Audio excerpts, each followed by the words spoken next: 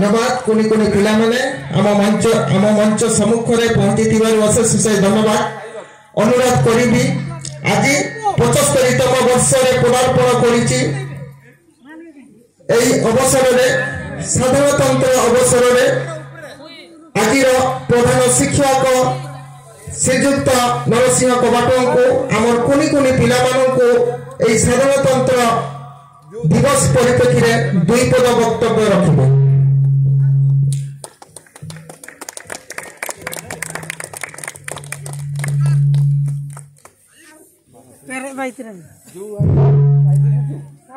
सम्मानीय ग्रामवासी वृंद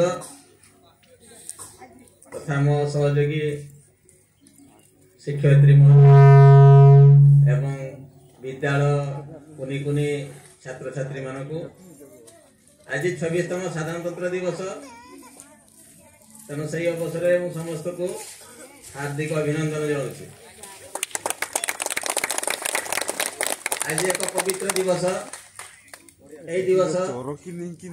1950 मसीहा जनवरी 26 तारीख दिन आरंभ होता